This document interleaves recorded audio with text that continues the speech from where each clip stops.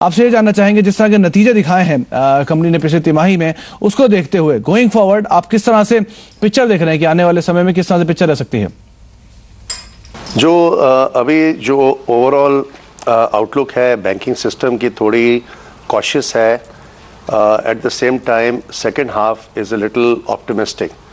तो मुझे जैसे लगता है कि जो अगले 6 महीने हैं इसमें economic conditions will continue to be somewhat challenging, and at a time like this banks should be preserving asset quality, risk management should continue to be center stage, growth selectively should be pursued in sectors which are less impacted by interest rate as well as the fallout of what's happened in the infrastructure sectors. So I think this is a year of prudential growth, cautious growth. At the same time there are certain segments like agriculture, like healthcare, hospitality, education, renewable energy, where there continue to be attractive opportunities. So it has to be a very segmented and very focused approach to growth.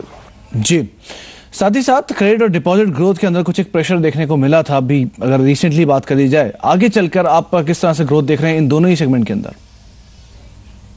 देखिए, अगर आप profit and loss की performance देखेंगे yes bank की 11-12 की, तो overall नतीजा काफ़ी संतोषजनक है, क्योंकि हमारी जो प्रॉफिट आफ्टर टैक्स ग्रोथ है वो 34% रही है, और जो बैलेंस शीट ग्रोथ है including loan and credit substitutes that is grown by 20.5%.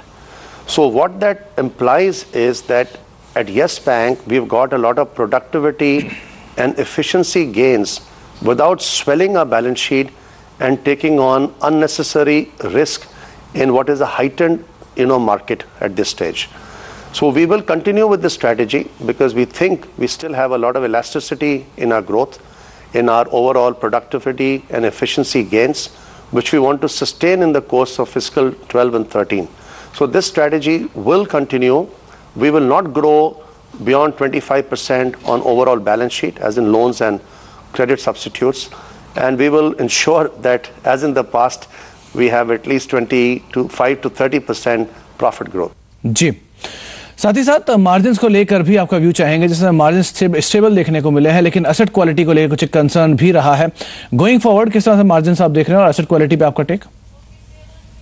जो बैंकिंग के नेट इंटरेस्ट मार्जिन्स का टफेस्ट पीरियड ये 15-18 महीने रहा है, तो अभी जो आगे का जो वक्त है उसमें मुझे लगता है कि overall net interest margins banking के सब बैंकों के धीरे धीरे इनमें बढ़ोतरी आएगी। खासकर कि रिपो रेट का जो कट आया है, CRR का जो 1.25% रिडक्शन आई है, और ओवरऑल जो लिक्विडिटी डेफिसिट है उसमें कम से कम 1 लाख करोड़ की थोड़ी सी इम्प्रूवमेंट भी आई है। सो जब में ये स्टेबिलिटी आएगी और थोड़ा फेयर सिस्टम से निकलेगा और कॉन्फिडेंस आएगा, तो ये नेचुरली थोड़ा रेट्स में ट्रांसमिशन होगी। डिपॉजिट रेट पहले घटेंगे और उसके साथ साथ कंज्यूमर लेंडिंग रेट्स भी कम होंगे। तो उससे क्या है कि overall net interest margins banking system के इस साल में थोड़े से इम्प्रूव होंगे। जी, आपने अभी आरबीआई की इंस्टांस की बात कही थी। रिसेंटली आरबीआई ने रेपो रेट में कटौती की है। क्या यस बैंक भी उसे फॉलो करने वाला? गोइंग फॉरवर्ड क्या आप भी इंटरेस्ट रेट के अंदर कटौती करेंगे? देखिए, हमारा बेस रेट अभी 10.5% है और हमारी 96% बुक हमारी बेस रेट से लिंक्ड है। तो बाकी बड़े बड़े बैंक हैं उनके बेस रेट 10.5 या 10.5 से ज़्यादा है। So we have to see the signals being transmitted by the bigger banks, and it is only a matter of time that as we reduce our wholesale deposit rates and gradually our retail FD rates, which will happen in the course of this quarter, it is most likely that before the end of this quarter we will reduce our lending rates and deposit rates by at least 25 basis points. जी, चलिए, और साथ सबसे important जो stem trigger है वो है S&P को लेकर जो आउटलुक में कटौती की गई है, उसका इम्पैक्ट आप किस तरह से देख रहे हैं? तो ये आजकल ये जो रेटिंग एजेंसीज की एक किस्म से कंपटीशन है और एक्टिविज्म है, क्योंकि इन्होंने जो गलतियां की थी 2008-9 में उसका नुकसान लोगों को आज भुगतना पड़ रहा है। तो मुझे लगता है कि खासकर जो इंडियन बजट में जो एक्शंस आई हैं फिस्कल कंसोलिडेशन की और थोड़े स्टेप्स जो अनाउंस किए गए हैं करंट अकाउंट डेफिसिट को करेक्ट करने के लिए, rating agency as reputable as S&P is, they should have waited before adjusting the outlook. The good thing is that they have maintained the BBB- investment grade rating, और इनके जो बराबर की rating agencies हैं, Moody's और Fitch, इन्होंने कोई rating change outlook या ओवरऑल रेटिंग में नहीं किया है.